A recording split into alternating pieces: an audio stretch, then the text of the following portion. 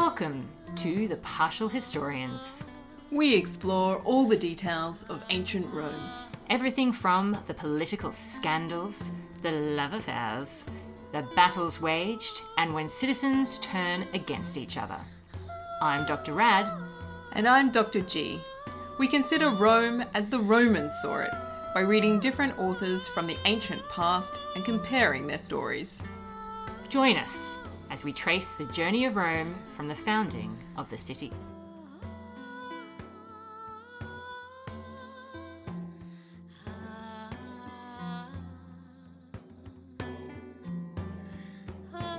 Welcome to a special episode of The Partial Historians. I am one of your hosts, Dr. Rad. And I'm Dr. G. We are joined by a very exciting guest who shares some of our interests today. We are joined by Professor Huemoeller. Assistant Professor Huemoeller worked for a nonprofit, the National Women's Law Center in Washington, D.C. for several years before returning to the academic world. She has taught at Princeton University, Middlebury College, and at U.S. correctional facilities through the Prison Teaching Initiative. She is currently the Assistant Professor of Roman History at the University of British Columbia. And we are very excited to talk to her today because her special areas of interest include things like slavery and sexual violence. And we're going to be, not that we're excited about sexual violence, but we're excited that we're going to be talking about issues of slavery and gender. That's probably what I should say. So welcome to the show. Thank you so much. That always happens to me. I've said, I can't wait to teach this class on slavery. Just because it'll be interesting, yeah. All right. So let's kick off with one of our introductory questions. So you've obviously written a lot about incidents of slave revolts in the Roman Republic, but just to set the scene for our listeners, can you tell us a little bit about the status of slaves in Rome? Yeah, absolutely. So I'll talk specifically about slaves in the Republican era because slavery is quite distinct in different periods of Roman history. And it really sort of takes off in terms of numbers in the Italian peninsula in the 3rd and 2nd centuries BCE. As Rome expands, more and more people are trafficked into Italy and sold on the slave market. So there's a direct link between Roman conquest and the growth of the Roman Empire and the growth of the Roman slave system. But what slavery looked like and how it was experienced was extremely diverse. And some people were employed on plantation style agricultural estates for surplus, production of food with very, very tough conditions, very harsh conditions, and very little chance of ever being manumitted, much less living a very long life. Other people lived in an urban context or worked in a domestic context, and the lived conditions were perhaps a bit better than agricultural slavery, but it came with its own horrors, including sort of proximity to owners, maybe increased chance of sexual violence and sexual exploitation, especially for enslaved women, but also for enslaved men. So it looked really different depending on who your owner was and where you lived, and also who you were, where you came from, and if you were a man or a woman or a child or an adult. Yeah, there's a lot to take in when it comes to thinking about like the status of slaves in the ancient Roman world, just because there are so many diverse areas that somebody could end up in terms of like their place, either like maybe it will be mining, maybe it will be in the field, maybe it will be in the home. And all of those come with their own risks. And I don't think we should ever underestimate the nature of the human workforce that is being utilized in many ancient societies, and particularly ancient Rome, just in terms of when you look back to see what was achieved and also the labor that was utilized to achieve those things. So thank you so much for giving us a bit of a taste of the things that are going to be coming up as we delve further into the questions. That point about underestimating is an important one too, because the big challenge with ancient slavery is, we can say it looks very diverse. That's clearly true, but it's hard to say much else definitively because our record for ancient slavery is so difficult. And certain types of slavery, certain slaving strategies appear more clearly in the historical record than others. So we have more information, for example, about agricultural slavery in this period, and sort of less idea what's going on in a domestic context, or more information about enslaved men than about enslaved women. So it's always a question of filling in these very large gaps in our archive. Oh, definitely. Look, we've been looking at the Roman monarchy a bit because we've been working on a book on that period. And as you said, I tend to think of slavery more later in Rome's history, during the Republic, when we start to see those big wars that are happening and lots of people being captured in the conflict and then being made slaves. And then that obviously setting up the possibility of having more slaves because people are born into slavery, et cetera, et cetera. But the crazy thing was that when we actually stopped and looked at the records, there were references to slaves and they were everywhere, even in that very early period. And whilst, some things, you might look at them as being maybe tropes or something like that, there's just too many references to think that slavery itself wasn't a part of Roman society, even all the way back at the beginning. Yeah, I completely agree. And I think there's still a lot of work to be done on these earlier forms of slavery. I mean, obviously it's in the 12 tables, which I know you guys covered. And that's a great indication that it's, significant. And it's maybe a fairly clear, demarcated legal status. But then, of course, it's also, only one of many different types of dependency in that period, including debt bondage. And maybe there was less of a clear line between these types of exploitation.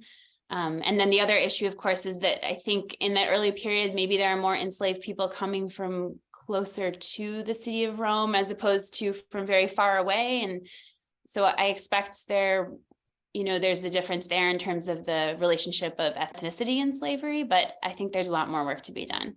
Definitely. Yeah, once you start looking into the little tidbits that we do have access to, it's like, you get the sense that this is a much wider picture and there's much more that we can learn as we go along. So thinking about your work and where it has led you in your research, you have focused on 3 main revolts, slave revolts. So when people are rising up against these conditions that they have found themselves in, their lack of agency, and then recapturing that through the process of revolt. And I'm wondering if we can just go through the details of them a little bit. So starting with the Revolt of the Volsinii in 265 BCE. What's going on there? Yeah, this is one I really didn't know much about until I started researching this topic. The Spartacus Revolt is very famous, right? What? I've never heard of it. So this revolt is as definitely more small scale earlier on, right, in the middle third century. And the sources for it are a bit sketchy, but it is attested in multiple sources. And what seems to happen is that there's some sort of uprising in this Etruscan city, and it's a sort of class struggle, and the exact identity of the people rising up is different in different sources. In some sources, they're enslaved people. And it's a serious enough revolt that the city asks Rome to sort of intervene and assist in, setting the social order back to what it was. So that's one of these revolts. And I think it's an interesting one because it's clear that there's actually a lot of smaller scale revolts happening in the 3rd and 2nd century that we only hear little snippets about, but it seems actually to have been quite frequent. And Amy Richland has done some work on gathering these into a timeline in her slave theater book. So just recognizing that probably this is happening quite frequently in the Italian peninsula in these two centuries, even though the ones we hear about are these larger scale ones that are called the 1st, 2nd, and 3rd servile wars, essentially. So moving into the second one there, or the first one there, that's a little less than a century later in the 130s on the island of Sicily. So all of these are taking place, I guess I say the Italian peninsula, but including Sicily. So in, Italy, southern Italy and Sicily, in regions where agriculture is predominant. And this first slave revolt is led by a charismatic figure named Eunice, who sort of rises up in one of the major cities in the Catanian plain of Sicily. Again, this really important sort of grain producing region. And he manages to, work with other enslaved people in the area to capture this city. And then the revolt spreads to the whole island. That's when, of course, Rome takes notice. And then the third one that I focus on is the Spartacus slave war, sometimes known as the Third Slave War, which again is happening a little less than a century after that. So in the 70s BCE. And in this one, an interesting man, a very enigmatic man named Spartacus, who is maybe Thracian, maybe not, is captured and enslaved in a gladiatorial school in Capua and manages to break out along with other enslaved gladiators and maybe his wife, but we'll get to that.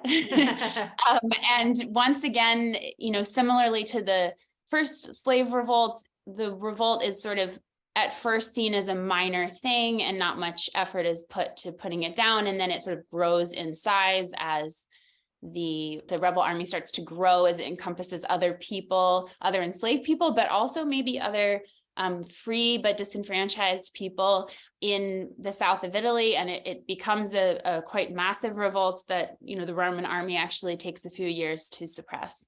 Amazing. Thank you so much for that.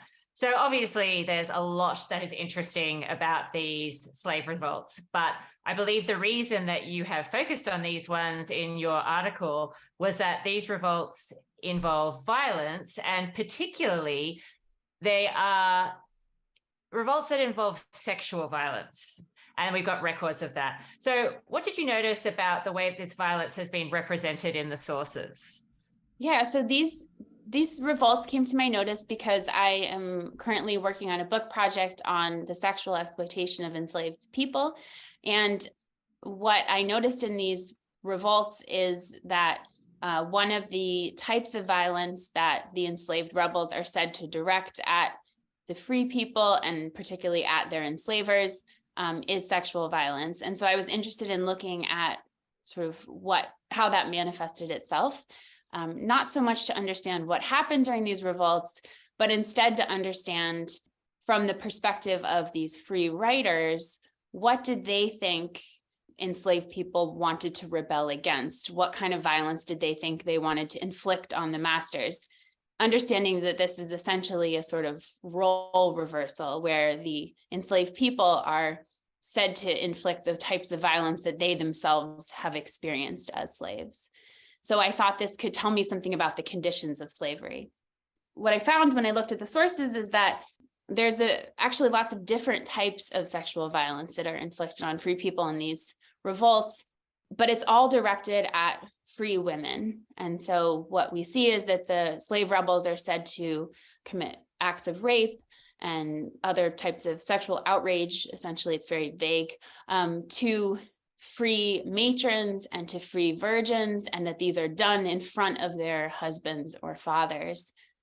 And that second part of that second detail clued me into the fact that these acts are actually sort of intended to injure the free men, using the free women sort of as an instrument.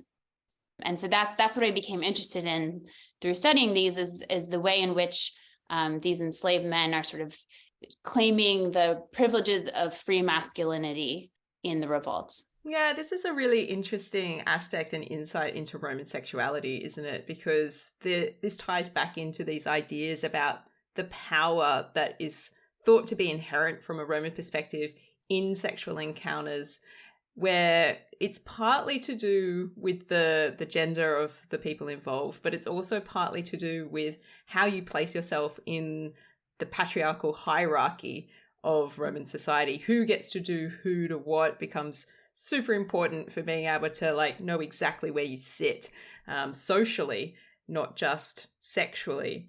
And the utilization of women in this, not as sort of agents in their own right, but perhaps as vehicles for conveying something about Roman masculinity, is not at all surprising, but incredibly infuriating, I feel like. That's exactly right. What I found is that it wasn't just that these enslaved men were raping the free women, it was also that they were, for example, protecting some free women from rape and choosing to rape others. Or so this idea that the free masculinity or hegemonic masculinity in Roman society is about not just getting to do what you want to other people, but choosing, right, who experiences what and who is allowed to do what. And so that includes not only, sexual violence directed at enslaved people, but also that includes the sort of protection, or maybe you could say, I don't know, supervision, control of free women. So one of the stories that we get in the slave revolts is that the slave rebels choose this one teenage free woman who was very kind to them when they were enslaved, and they escort her to the house of her family members and explicitly are protecting her sexual virtue. And I think that is as much a privilege of free masculinity as, raping the matrons in front of their husbands. Absolutely. And I mean, obviously this sexual violence is taking place in a broader context as well. That's not the only privilege that they're claiming all of the time. And the one that particularly stood out to me in this regard is the Revolt of Volsinii, which I'd never really heard of before reading your article. As you said, it's lesser known. So thinking about what the slaves might have been trying to achieve through their actions, more broadly speaking, because I know that during that particular revolt, they take all sorts of crazy actions you wouldn't expect slaves to be able to take, or to even maybe want to take in trying to, set themselves up in a new way of life after their revolt. Yeah. This is a really interesting one. So supposedly they sort of enact a number of reforms. It's actually it's very legalistic rather than, crazy violence, right? So one of the things they do is they become senators. They set up a sort of their own Senate. Another thing they do is they sort of rewrite the rules of inheritance. And it's a little unclear. Either they become the heirs to their former owners, or they write their own wills. It's not clear which one.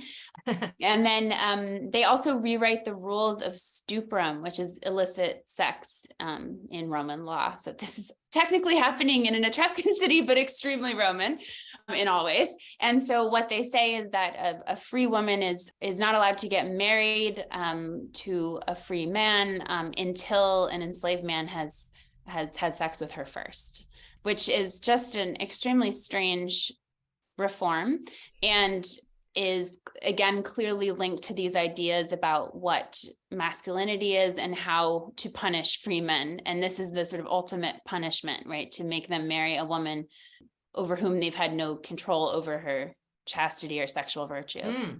I think this also tells us something about the nature of what our written sources perhaps fear most. They're kind of writing a narrative about, like, what are they most afraid of happening to them if the slaves succeed? This is not a narrative of how slaves might have pursued their own freedom or how they would have defined it. I don't know if I was a slave, I'd want to be, my first task would be inheritance law, for instance.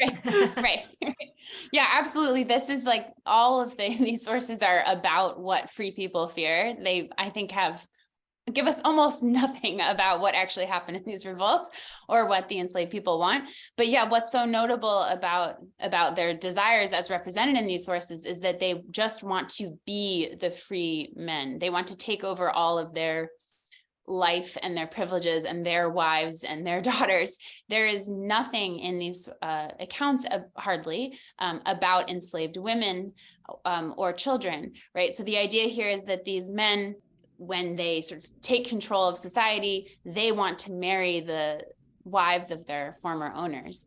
That is not like what we see, for example, in Roman comedy, which is from a similar time period, right? In which matrons are like gross. No one wants, they're not like objects of desire, right? But in these narratives, they are like, these are the women who are raped or taken as wives by these freed slaves. And so what we're seeing there definitely is intended to show what emasculation looks like, I think, in the Roman world. That's what's feared. And of course, you get that in the military context, right? The slaves are actually winning battles against the Romans. That's really embarrassing and emasculating. And now we also see sort of what's emasculating in the private sphere, in the home or in the domestic sphere. Well, it's so fascinating that you mentioned this, because we one of the categories that we use in our show when we're ranking the Romans' performance, when we're doing a narrative, is virtus. So this inherently masculine, like value, I suppose you'd call it, or quality. And we try and think of that as obviously in a way, it's like that right to take action and to do so in a particular way. And it kind of ties into what you're talking about, I think, a little bit here about what the slaves are trying to claim potentially. Yeah, absolutely. It's definitely virtus in the Roman definition of virtue, of manliness, the ability to dictate what gets done to other people, all of these other people who are subordinate to the free male head of household. And I think that this is really encapsulated in one other event from these revolts that we haven't talked about, which is another very strange one. It is the slaves supposedly throw a funeral for a free captive matron who has committed suicide because she was raped by these slave rebels. And then, to make this inversion even stronger, they force the men to perform, the free men who are also captive here, to perform gladiatorial combat in honor of this woman at her funeral, because initially that's where gladiatorial combat came from. It was a funeral thing. And so, they're putting the men obviously in the position that they once were as gladiators, but they're also forcing them to participate in this sort of strange mourning of this woman who they should have been able to protect, but failed to. Yeah, it's a complicated situation for everybody to be in. I mean, the woman and what she went through that led her to her committing suicide, the situation where the roles have been reversed with the slaves and the Romans, and then the gladiatorial layer of a formal mourning process.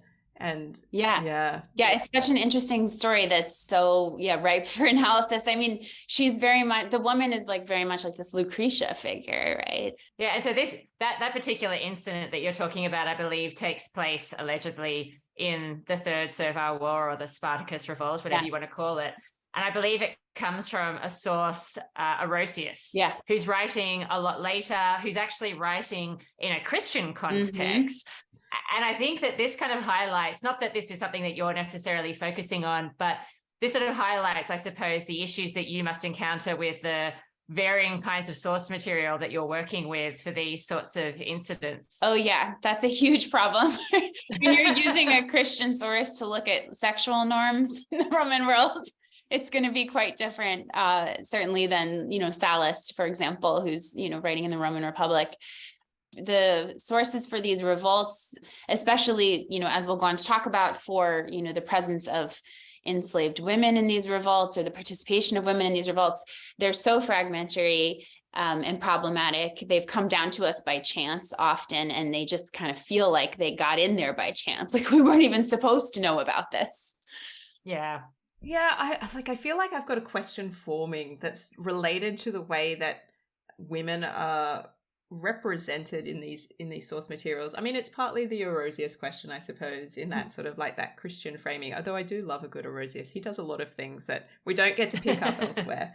But that sense in which none of these sources seem to really consider a woman's perspective. They're always a sort of utilitarian device in these narratives. And I'm wondering how much we can actually get at what it might have been like for these women, either as enslaved peoples or ones who were free and become part of these enslaved narratives through these sorts of revolts with this role reversal stuff going on. Yeah, it's really tough. The women in these stories, both free and enslaved women, are very much sort of instruments of male competition, violence. Yeah, just they're sort of communicate with each other through these women is how I see it.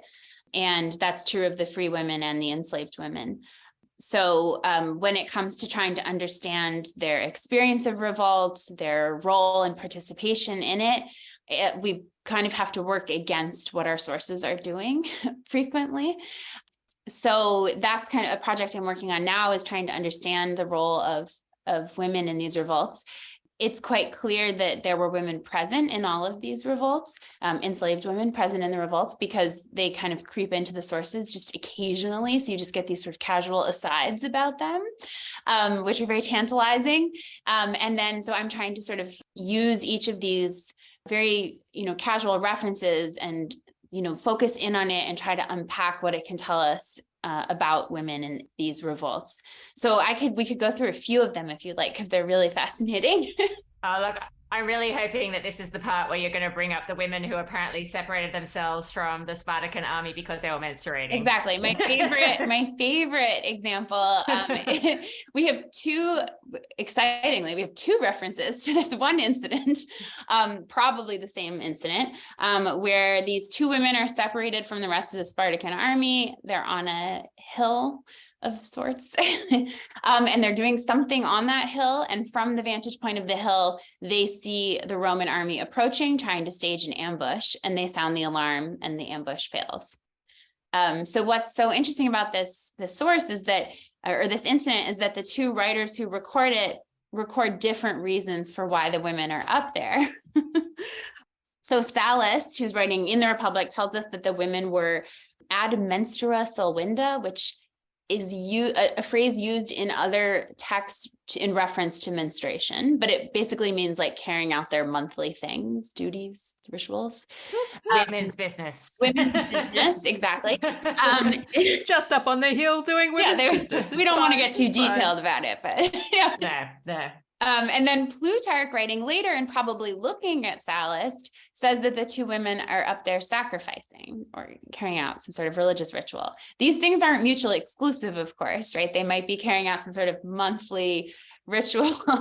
Look, I feel like in the ancient world, if I was menstruating, I would definitely want to have a ritual associated with that of some kind. I'd be like, gods, what's going on? Yeah. It's been days. When does this stop? Yeah. Yeah, exactly. But would you do it in the middle of a revolt?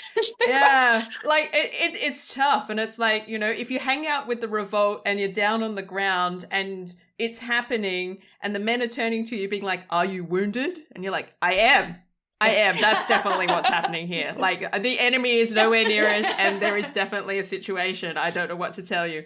Or you're like, maybe it would be easier to go up the hill and be like, I just need some respite from this revolt. These guys, I don't know. Yeah, and I'm going to take a friend with me here. The two of us are going off. Yeah, I mean, this is a perfect example of the way these women sort of creep into our sources, because the only reason we even know about the Sallust is that tiny fragment was excerpted for grammatical reasons. They liked the reference that women are Gallic, and there's this weird word for Gallic in it. So they're excerpted by this later grammarian. And then we have one single manuscript that preserves this reference by the grammarian. So that is how these women come down to us, like by so many different elements of chance. And without the Sallust, we would really not understand what Plutarch was talking about, right? So it's just like they've kind of slipped into the record. I like to think of it that way, and so it's exciting opportunity for us to think about, in what other ways they've slipped in, but also like all of the ways that they're missing, but clearly there. So in this case, what I think is so funny about this account is like, this is basically a very embarrassing situation for the Romans, right? They are already engaged in a war against enslaved people, which is embarrassing. And then they're about to, have this ambush, and two women, foreign enslaved women, are the ones that spy them, who are on their periods. Like, come on, yeah. It's just like the worst of the worst for them, right? Yeah, it's hitting me right in my weirtus as a Roman man. I don't know. I was going to say, talk about weirtus, exactly. So, like, of course, these writers want to explain their presence in other ways. They don't want to say, hey, they were up there scouting and they were successful. Yeah, these women were actually great at reconnaissance, and that's why we sent them up there. And their sole job was to watch for the army coming, and boy, did they nail that assignment. Exactly. Instead, they're like, well, they just happened to be up there, and they were very lucky that they saw us, And that's the other thing. It's like, why do we trust Plutarch or Sallust to tell us what these women were doing? I mean, it's crazy. Talk about like, who has authority to tell us information. The Roman army would have, maybe they would know they've been spied, right? But they would have no idea like by who or why. I mean, that just doesn't make sense. Oh, come on. There's got to be somebody from ancient Rome Entertainment Tonight Right. interviewing people afterwards, being like, you were there. What did you see? What were you doing? Yeah. I mean, I actually think that the most likely source is a later captive, right? Because we know like Julius Caesar, for example, regularly interrogated captives to ask like, what happened at that battle? And, so that's kind of interesting. But I just love this instance of, what to me very clearly is these women, having a strategic role essentially in the military, and instead they're explained away for other reasons. It reminds me of one of my favorite scenes from Parks and Recreation, where the whole gang from Parks and Rec are out on a shooting trip. Someone gets shot accidentally, and Amy Poehler's character is trying to cover for how that's happened by taking responsibility herself because she has a gun license and the person who did it doesn't. And so when she's being interviewed by the ranger or the sheriff or whatever, she's like, I don't know, I'm wearing this bra that like opened at the front and it just threw me. I want chocolate. I'm on my period. Bitches be crazy. Like, it's just like that. Yeah. Just throw every possible throw everything related to women, every stereotype at it. It'll land. And actually I should note too, like it'll land not only with an ancient audience, but with a modern one, because what's so weird about this source is that there is actually no attestation of menstrual seclusion as a practice in the West. Like that is not a thing. And yet everybody's like, oh, there it is. See, we knew it was happening here too. And you're like, what is this the source we're going to use for this? Really? Your one fragment that's come from a single source. Good luck, guys. Yeah. So interesting. And then of course, the other woman that we can't neglect to talk about is Spartacus's wife. Very intriguing character. I was about to say Varinia, but then I was like, wait, no. I was about to say exactly the same thing, because to me, she is Varinia. She'll always be Varinia. She is Varinia. But if we're going by the ancient source material, the nameless woman that is known as Spartacus's wife. Exactly. Yeah, we hear in Plutarch that Spartacus, basically it's sort of Plutarch's introducing Spartacus as a character, a person, and he says that he came from Thrace and that he had a wife with him who prophesied that he would be, a great force, essentially by seeing a snake curled up around his head, I think. And this was taking place in, the slave market. And then somehow that they actually wound up together at the gladiatorial school, because Plutarch also says that she was with him when he escaped, or she took part in the escape. So that's interesting because it suggests, right, that this idea that, they were together for a longer period of time and that they somehow managed to stay together. Which is very weird. Yeah.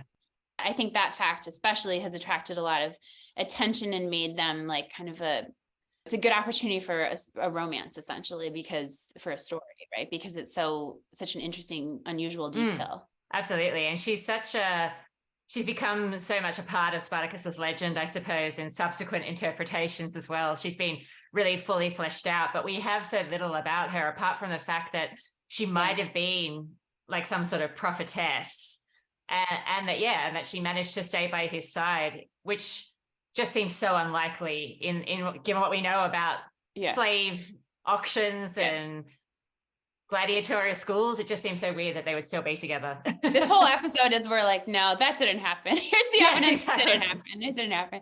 But I was curious, Dr. G, just because the other element of her that's interesting is, right, that she's this she's this prophet figure. And then, these other women that were part of the revolt were maybe, engaged in sacrifice. So there is this sort of like aura of religiosity around these women. I was wondering what your take on that was, as someone who's looked into that. Yeah.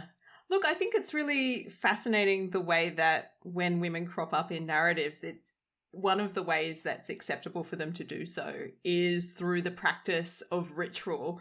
And what we're seeing is that this pertains not just to Roman women, but to non-Roman women as well. Because in all of these cases, we're dealing with presumably enslaved women who have, at this stage, by the time we're in the Spartacus war period, we're talking about foreign slaves, really. And so we get that weird sort of sense. But it also, I feel like this taps back into like really ancient narratives and stuff. And I feel like the figure that pops out to me at the moment, mostly because I've been working on the Roman kings, is Tanaquil. And this idea, so she's the prophetess, she can read the auspices, and she ends up being able to prophesize the rule of her husband, Lucius Tarquinius Priscus, well before he gets into power. And so this kind of sense in which Romans explain unusual rises to power and shifts in power through the divine, and not just through the divine, but through a female interpretation of the acts of gods. And so those women up on the hill, maybe it was the ritual, you know, and, you know, Varinia, my flesh rabbits, maybe it was the ritual. Although I don't know how anyone could possibly explain her being in that gladiatorial school as being like a realistic idea about the narrative. But so I'm really fascinated to understand more about gladiatorial schools, to be like, did they always just take the ladies with them to keep them happy or something? I don't know. Do they come as pairs? I'm looking at you, Dr. Ad. But yeah, this idea of direct line between like women's action informing men's action through ritual understanding in the middle, it's really common. And I think it's partly because of that patriarchal framing of like, one, where do women fit in this society? And it's not at all clear. And gods being somewhat unexplainable. We're like, women, gods, I don't know. Yeah, both unexplainable. Equally mysterious. Yeah, I think that's definitely, that makes a lot of sense to me. And it's, I think putting the religious aura of Spartacus in the context of the slave revolts is important too, because a number of the sort of leading figures are said to have some sort of religious significance, or prophetic, charismatic, fire breathing, whatever, in whatever way it manifests itself. And so in some ways that actually may have been a really important part of Spartacus's leadership of this revolt. And she's clearly an important part of that. And yet her significance to the revolt overall, though, is still really slim. So it's kind of interesting, because you could think, oh, this made her a really key part of the revolt because, you know, his charisma is really significant to the revolt's success. And yet, you know, she's only associated with him at the moment of breaking out. And then we don't hear if she's involved in the revolt as it grows larger and larger and more significant, she drops out of the narrative altogether.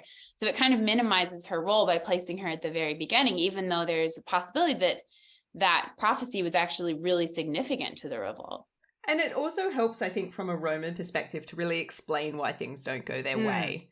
And having those sorts of prophecies, it really taps into that sense of like, well, we didn't make a mistake. We're Romans. The gods were against us. Yes, good point. Well, I mean, it kind of depends as well on what their background is potentially. Like if Spartacus was genuinely Thracian, not fought as a Thracian, maybe she was also Thracian. And so it's just, there's so many question marks though about whether they actually were any of these things. But certainly in relation to your earlier question, Dr. G, it's not out of the question, obviously, that there are women who are being used for sexual purposes in a gladiatorial school. Certainly, if you became a highly prized, successful gladiator, you earned, you know, more privileges in the gladiatorial school where you were staying. You know, you could actually be like somewhat tolerable, apart from the fact that you had to, you know, fight for your life and that kind of thing. But I don't know whether a new recruit to a gladiatorial school would have earned any such privilege. And so I guess it just sort of, it must be chance if it actually happened, although I'm also highly dubious about whether it did. But it must be chance that she also just happened to be what they were looking for in terms, I don't know, like kitchen staff, or maybe they did want her for sexual purposes, like who knows. But yeah, whatever the purpose was, it must have been purely accidental. There is no way they'd be doing Spartacus any favors.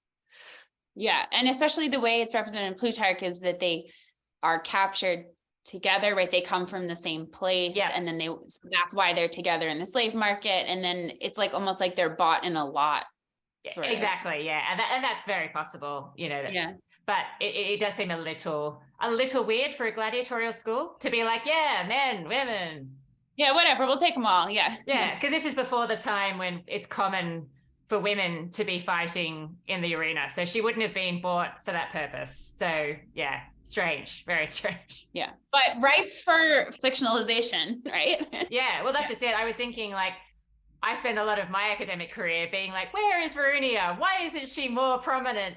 Speaking to you just then, it made me realize that actually it's really pretty accurate for her to drop out of the story really quickly. But it's just for modern purposes. I constantly am like, why isn't she more part of the story? Why has her story been downgraded? You know, why isn't she represented the way that she was originally intentioned by Howard Fast, the novelist, you know? Well, that's, that's what's so interesting, I think, about this idea that she was a prophetess, because when she does appear in fiction, and you can speak more to this because I can't now, I don't know exactly the distinction between the script and the way the movie, I only know the way Spartacus 1960 ends up representing her. But, she's a completely domestic figure, at least in the second part of the movie, during the revolt itself, important as, a vessel for bearing a child, essentially. And so that's so different actually from her significance in Plutarch, that it's kind of, it is. I mean, I think this is where the TV show by Stars plays more with her religious role. It's they go back, because they have more time to play with, obviously, they kind of start before the revolt, obviously, and they make Spartacus an auxiliary, and they give him a whole backstory about why he turns against Rome and all that kind of stuff. And she's a part of that story. Her death is a part of that story. But her prophecy about how he's going to achieve like great and glorious things, and the snake, it's a theme that goes throughout the whole series, because she is his motivation, and those words are constantly gone back to. So they make something of that angle in the TV series, but they don't really talk about that angle very much in the Howard Fast novel that was used as the basis for the 1960 film. And they don't really, in all of the various versions of the script, the religious side is not really what she's known for, but she is actually a very significant figure in Howard Fast's novel, because his novel is told entirely through flashback. So Spartacus is dead by the time you start reading the book, and it's told through the memories of Varinia and David, the Jewish guy who's also one of Spartacus's crew. And so it's really told through her reminiscences a lot of the time. And she's the one that, like in the movie, ends up surviving, goes on to have children, and it's through her and her children that the legend of Spartacus is kept alive. But she's very significant in terms of being represented as very fierce. So unlike Spartacus, who is born into slavery and like his life is pretty dreary from the beginning, Varinia is more a person who, in early versions of the script, who's been free and then becomes a slave. And so she fights back. Like there were scenes that were meant to be shown of the owner of the slave school raping her and her fiercely resisting, and that's why he gives her to Spartacus, because he couldn't physically overpower her, or at least not to his satisfaction. Like it's a bit unclear. Like they don't, all we see obviously is like we see the attack, we see the fight, and then we see her all bruised and stuff. In some versions I think she's meant to have been raped, in some versions not. So the way it all plays out is really crazy. And then once you get into the actual scripts, they have all these different versions of what she was meant to be. In some versions, she was actually meant to be really highly educated, and she teaches Spartacus to read. Yeah. And so there's all these sorts of things. But certainly in the early versions of the script, you see what you see in the Howard Fast novel, which is that she's a fighter. There's actually a line from the Howard Fast novel which always stands out to me. She says, "I can fight like a man can fight," and she's definitely portrayed as being at the forefront of these attacks, as like this almost like Valkyrie, like, kind of figure. And when the slaves in the novel erect this big statue to themselves to sort of commemorate who they are, they have representations of all the men from different ethnicities, but then they also have the figure of a woman, and that's meant to be Varinia. So she's definitely like the mother of the slave revolt. But as they get further and further into the script development, her character received less and less attention, and she does sort of drop out a little bit. And what you're left with, there are elements of the novel. So her being this figure of fascination for any man that meets her. You know, Batiatus, Spartacus, Crassus, Gracchus, they all fall in love with her. That's retained, but she's made much more passive. And it was actually something that the screenwriter, when he saw the first cut of the film, he rebelled against it. He's like, what the hell? This is not the Varinia that I envisioned. And where are all the other slave women? They just like disappeared. And so they actually did reshoots to add in more families, more slave women, more Varinia. But I think because of the nature of the reshoots, she did end up becoming this, what I like to call Stepford Varinia type character. Yeah, because these scenes they interspersed are like women like doing the laundry in the river, you know, during the revolts, and these like very domestic. Yeah, which I mean, to be fair, again, if I am being fair, obviously it's not like in the Roman world, it's not like that wouldn't have been the kinds of things that women would have been doing if they were attached to the slave army. But it is disappointing when you know how she could have been represented, I suppose, as this, like, she only really stops fighting in some of the earlier versions of the script because she gets pregnant. Right. It's so interesting to hear that there was this distinction made between them, where she was the person who had experienced freedom and therefore was considered to be sort of more, you know, was willing to rebel more, because that is a, you know, sort of, that's kind of a debated topic. Like some of the scholarship on these slave revolts says that one of the reasons these happened in this period was because a lot of the people who are being trafficked and, you know, into slavery are recently free, and that they like have this sort of memory of freedom or, you know, impetus for it that other people who are born into slavery might not have, which I don't think bears out historically.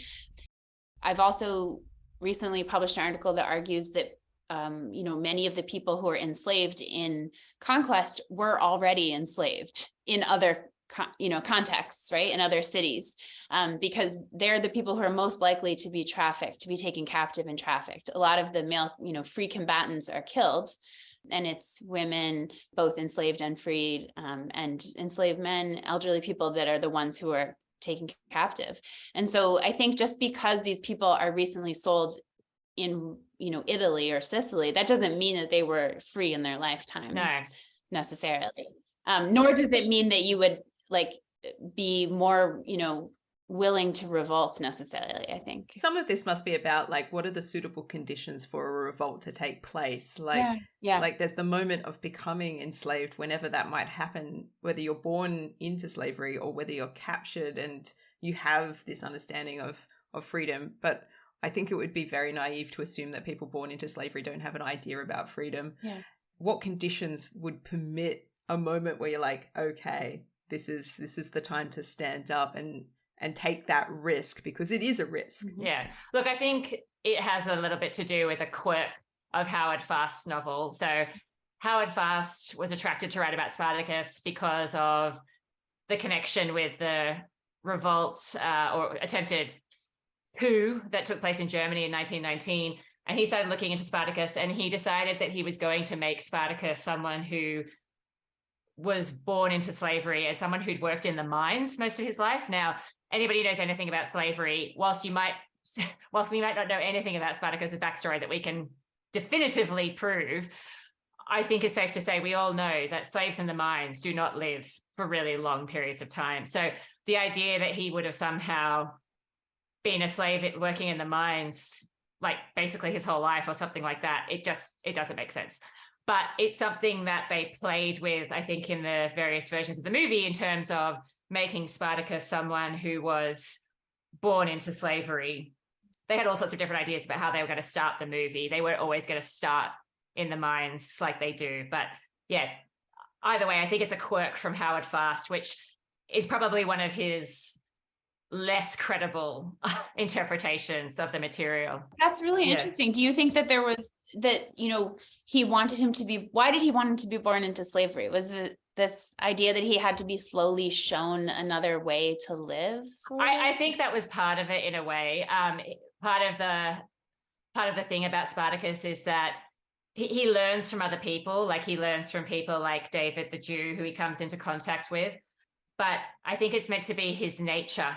His nature and the nature of Varinia and the nature of all the slaves is meant to somehow be in stark contrast to the Romans, almost like it's something genetic. So they are meant to represent the right way of life, which is that man and woman come together because they love each other. They have children. They take an interest in raising those children. It's heterosexual.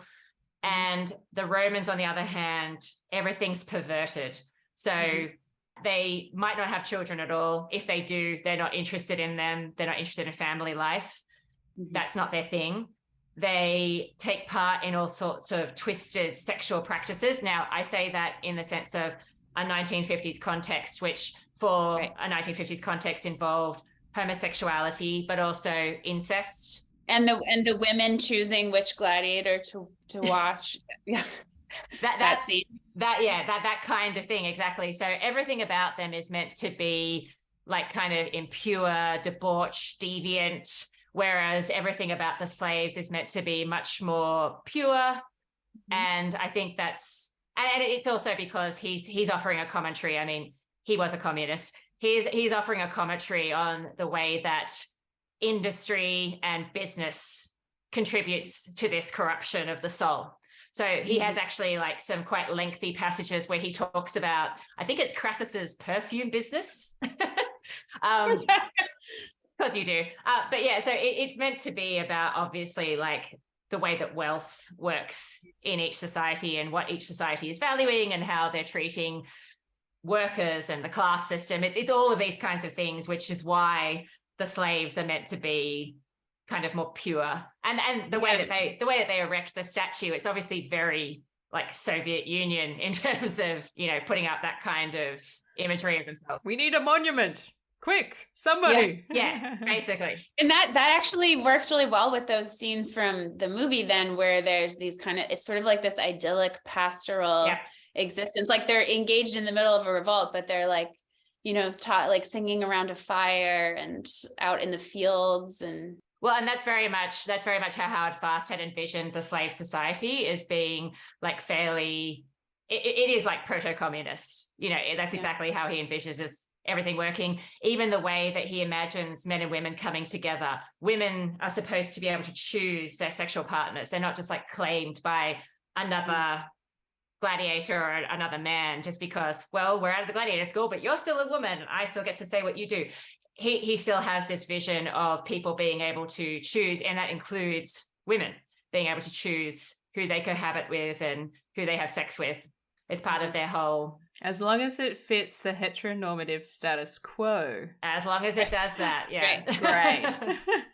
I mean, it's so interesting that even though, you know, the reasons that these scenes wound up in the movie contemporary to his era and very ahistorical, in the end, one thing that the movie does that I think is more true in some ways is it does indicate, you know, it represents other people and engaged in revolt besides just the, you know, enslaved adult men. And so, I mean, not that I think it accurately represents what their women were doing necessarily or whatever in the revolt, but it just adds new people to the scene. And I think that then can make you think as a historian, think, okay, well, is there any truth to that? What were these people doing?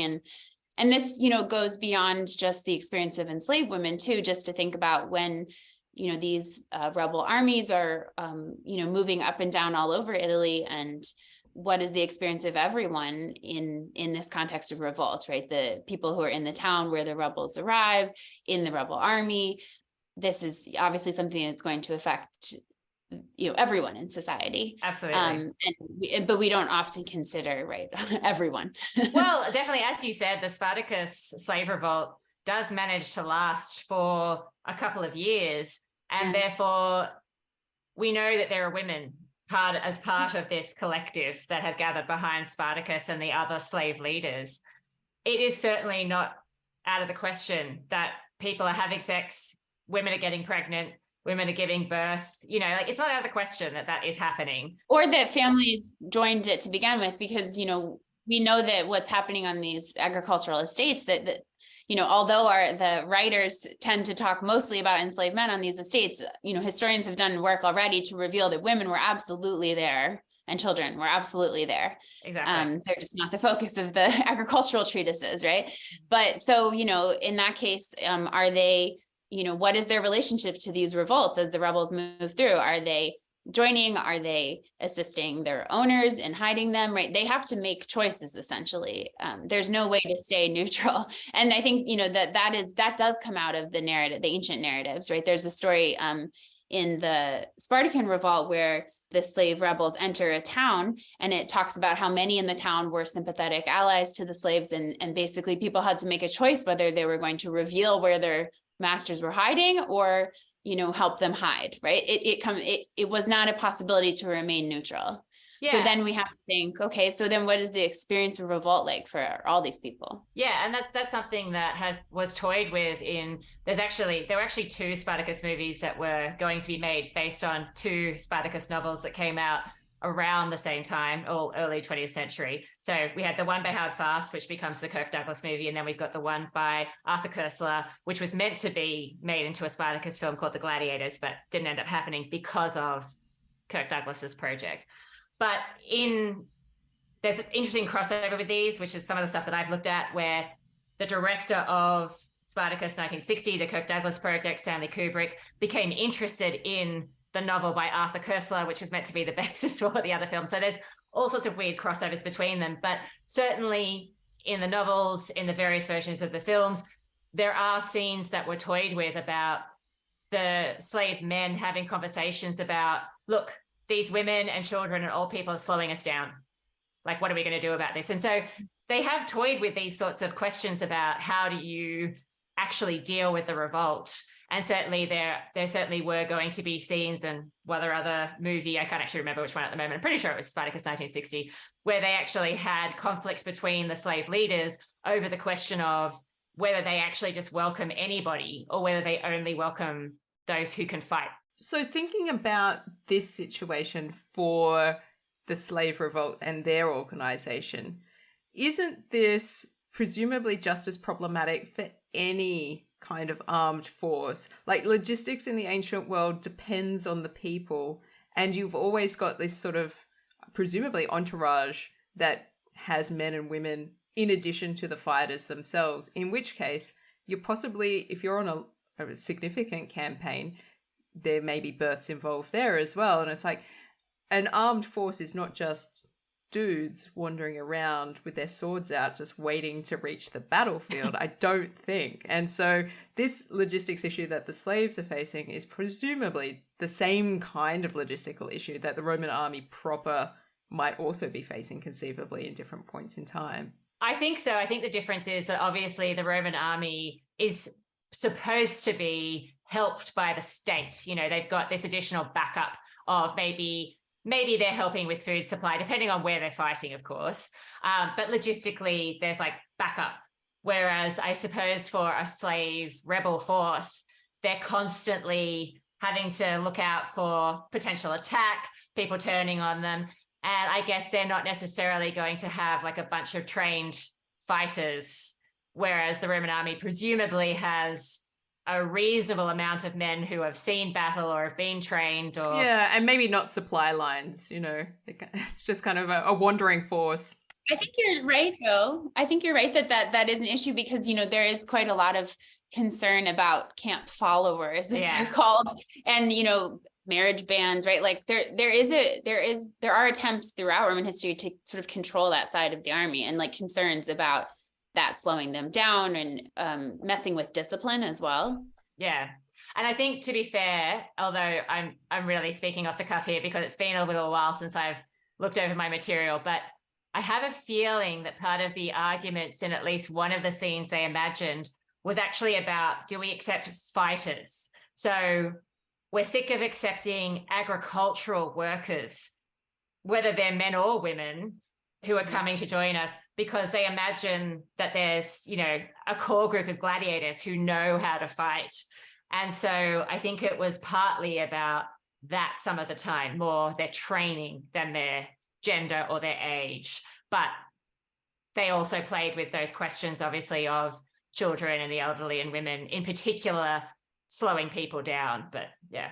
I mean, that is true to the ancient sources too, in that the way slavers thought about women was as a way to actually attach men to the estate to reduce the chances of rebellion. Women were thought of as like instruments in that way to, of control, that men would be less likely to revolt if they have wives, if they have children, right? So the agricultural writers are very attuned to that dynamic. And I think that's one reason that they don't conceive of women as participating in the revolt, because they're supposed to be doing the opposite, right? Yeah, exactly. But you were supposed to save us from the revolt. Yeah, exactly. Oh my goodness. Yeah, obviously this could be an entire episode in itself, because Varinia is just endlessly fascinating, or the character of Spartacus's wife is endlessly fascinating. She's had many, many different names and many iterations where she had no name at all. I suspect it's probably a good time to wrap up. So we've got one final question. So when we were talking about you in the introduction, we noted that you have a background that's not just in academia, which is, cool and interesting. I'm like, some people have a very straight path and some people don't. And so, the paths into these sorts of things I think are really fascinating. And we're interested in your work in the nonprofit sector and also how that might have impacted the direction you took when you came back into academia. Yeah, absolutely. I left university unsure what I wanted to do, but knowing that I was passionate about reproductive justice in particular and gender equity. And so I worked for a few years in the nonprofit world, working on, contemporary issues. And it didn't end up being what I wanted to do long term, but it definitely informed my interest in the ancient world. So when I decided to go back to graduate school, it took a little while before I could combine these interests, of course, not in Greek lit survey so much, but eventually when I got to, choose my own research projects, I wanted to do something that touches on these long issues of gender inequities, and in particular, reproductive injustice. And so I became really interested in Roman slavery and the path, and currently am most interested in particular in the hereditary nature of Roman slavery and the fact that it goes through the maternal line. And I'm interested in how that shapes the experiences of enslaved women, what kinds of sexual and reproductive exploitation that leads to. That's why I'm so fascinated by, for example, right, this idea that in the movie Spartacus is supposed to be born of an enslaved woman. That's like the opening lines of the 1960 movie, right? Is that a woman, I think it's something like a woman gave birth to a child and that increased her master's estate, and that child was Spartacus. And so, that it's fascinating to me that that's in this movie, because that's actually not really in the scholarship. We don't talk that much about the importance of maternal descent in slavery. So that's absolutely shaped by my experience in the nonprofit world and by thinking about how legal systems shape inequities in society, and also but what people do within, the actors within legal systems. How do slavers choose slaving strategies knowing that women will bear enslaved children? It's really interesting, isn't it? Because just thinking about what you're saying at the moment about the maternal line, because we know that's the easiest way to measure a line. And it's like, Yes. a woman grows and then all of a sudden it's like, oh yeah. And there's a cord attached for a little while. And you're like, yep, that one definitely came from me. Exactly. Yeah. In Roman law, it's the only the mother is ever truly known. Yeah, exactly. And so it's like there's never really any doubt about the mother. And yet Roman society and many societies, like from a Western perspective that sort of have grown out from that, are very patriarchal. And they're like, no, we've always got to know who the dude is. And it's like, do you though? Because it's like, it's really easy if we just decide that's the difficult thing. Yeah. That's why they're so anxious about about women's chastity, right? Because that is the way. So for Roman citizens, status is transmitted through the line of the father, and that creates paternal power. and legitimate heir. And so for anyone who's not a citizen, including enslaved people, but not only enslaved people, status transmitted through the mother. But that, that is what, comparatively looking at slavery over time and space, that's not the only pattern of transmission. It's the one that was used during the transatlantic slave trade. And so it's one that's very, I think, present in most of our minds, but actually sometimes status is passed through the parent of highest status or lowest status, or whatever household they're in, or there's lots of possible patterns of status transmission, and they all had rippling effects on the experience of being enslaved. Yeah, definitely. I think it's really fascinating because it's kind of like there's always in operation a two-tiered system where there is the perceived status quo of patriarchy as like the right way for being free and things like this. And then there's all of the other systems that will fall under that, which can be classified within slave strategies. And to see that the maternal line comes out so frequently there, and I was like, oh, guys, the real answer here is just, patriarchy. Maybe you could put that to the side a little bit and you make it really easy for yourselves. But it obviously goes against something that's really quite ingrained in Roman society and how they understand themselves. It's just not possible for them to do something like that. Yeah, and what's so interesting about it is that they see transmission through the maternal line as what is natural. That's part of the jus gentium, or natural law. That's what everyone does. But what Roman citizens do, right? The special privilege of Roman citizens is to have status transmitted through the father. So that is like wrapped up in what it means to be a citizen, and and all these, the special treatment and special privileges you get with being a citizen. That's a key one. It's this transmission through the father. And that's kind of like unnatural. It's like part of Roman civil law. It's, yeah. And it obviously builds into all of the sort of adoption laws that are at play within the elite classes as well, where it's like, well, we can rearrange your male line a little bit to make things a little bit easier here and there. That's not a problem. Very legal. Yeah, exactly. But I mean, getting back to that, remember that crazy revolt at Volsinii, right? The idea that the slaves are, wanting to reform the system of inheritance. Like, to me, that speaks to the significance of status transmission, right? This idea that like they can decide who their heirs will be. That's, that is a privilege of, again, virtues of Roman citizen masculinity. It's just kind of wrapped in everywhere you look. All of a sudden you see its significance, I think. And I guess it must be particularly interesting for you to be considering these issues at the moment, given the recent developments, which have been highly publicized all over the world in terms of control over reproductive rights in America. Yeah, absolutely.